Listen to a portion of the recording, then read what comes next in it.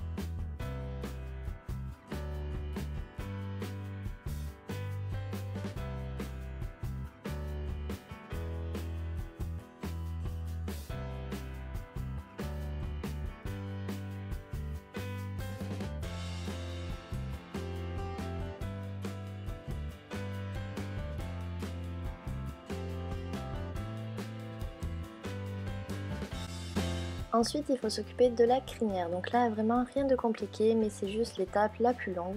Donc prenez patience.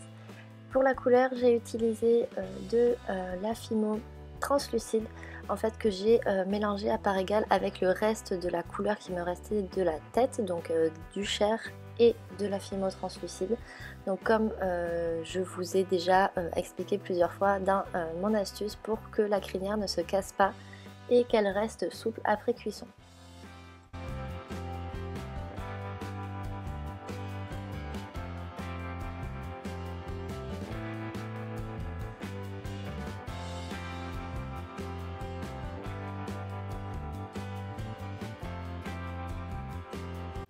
Je vous conseille aussi de travailler sur du papier cuisson pour que ça soit beaucoup plus facile pour vous à ensuite de le mettre en cuisson et de le travailler tranquillement avec les pastels secs et la peinture. J'ai décidé de rehausser un petit peu les pommettes du lion parce que je trouvais que les volumes n'étaient pas assez prononcés, mais j'aurais dû le faire même encore plus. Vous pouvez voir que ce qui est compliqué en fait c'est la symétrie dans la tête du lion, que là j'ai un peu moins réussi à faire malheureusement à mon plus grand regret, mais voilà, je vous conseille vraiment de prendre votre temps. Moi je me suis un petit peu trop dépêchée pour le tutoriel. Ensuite, on va faire les poils, donc avec un pic tout simplement, on va en suivant l'implantation des poils, faire des petits traits pour marquer la texture. Et ensuite, avec du chocolat, je vais faire les yeux. Donc je vais étaler finement et ensuite je vais m'aider d'un dotting tool. Donc ça n'a pas besoin d'être vraiment parfait puisqu'après il va y avoir la peinture, etc. Vous allez le voir tout de suite. Donc je vais déjà prendre du blanc que je vais diluer un petit peu avec de l'eau, donc c'est de la peinture acrylique. Je dilue un petit peu avec de l'eau, faites attention, la peinture acrylique ne supporte pas très bien la cuisson, donc il faut y aller vraiment parcimonie. Donc j'en mets en dessous les yeux et au niveau des babines pour en fait que ça va être les pointes de lumière que je vais laisser les plus claires. Ensuite, je vais prendre du noir que cette fois-ci je ne dilue pas et au dotting tool ou avec un pic ou un cure-dent, n'importe, je vais faire tous les espaces, donc les yeux, les babines, les narines également. Avant de passer au pastel sec, je vous conseille de laisser un petit peu reposer et sécher la peinture. Donc je vais commencer par une tonte claire, donc vous allez prendre des pastels dans les tons de jaune, ocre, orangé, brun, ce que vous avez. Après vous pouvez vous aider bien évidemment d'images pour vous donner des modèles de crinière. Donc là j'ai oublié aussi de faire le museau, donc je prends des pastels secs couleur brique que je vais diluer avec de l'eau et que je vais dessiner en fait, colorier le museau. Donc quand vous diluez les pastels secs avec de l'eau, vous allez voir que plus vous mettez d'eau, plus la couleur est estompée, moins vous mettez d'eau, plus la couleur est opaque. C'est logique, mais je préfère le préciser.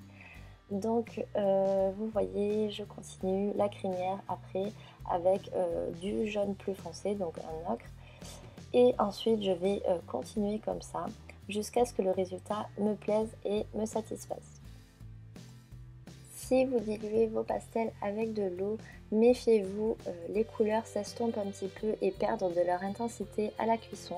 Je préfère vous le préciser, vous n'êtes pas du tout obligé d'humidifier vos pastels, mais c'est beaucoup plus facile en fait pour colorer votre pâte polymère.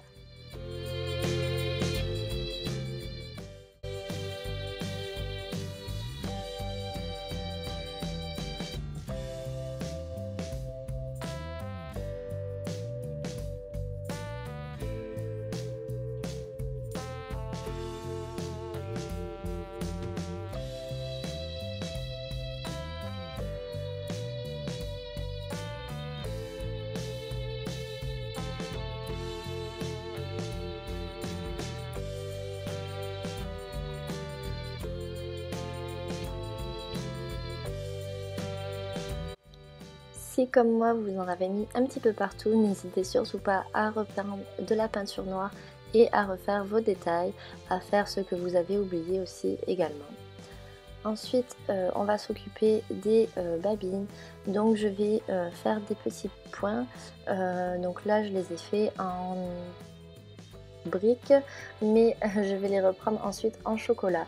Avec un pic, je vais percer des petits trous pour pouvoir ensuite y coller du fil nylon après cuisson pour faire les moustaches.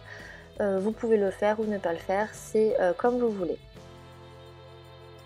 Une fois que le lion vous satisfait, vous pouvez le passer en cuisson, donc vous suivez bien les recommandations du fabricant.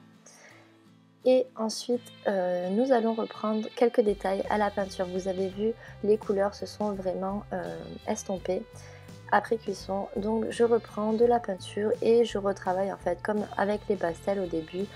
Sauf que là, je fonce un petit peu, je fais plus de reflets, d'ombre, etc.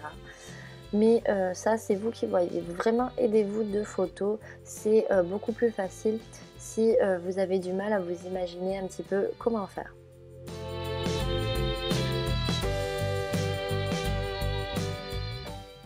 Ensuite, il faut vernir votre création parce que pastel sec et peinture, c'est obligatoire, sinon tout va s'enlever. Donc pour protéger votre lion, moi je vous conseille un vernis mat. J'ai utilisé le vernis mat de chez Cernit qui m'a vraiment beaucoup déçue. Je ne l'avais jamais testé et franchement je suis un petit peu déçue parce qu'il n'est pas du tout mat, il est vraiment brillant. Donc voilà, je vous en parlerai ça sûrement plus tard. En attendant, voilà le lion. J'espère que ça vous aura plu et je vous fais plein de bisous. Ciao ciao!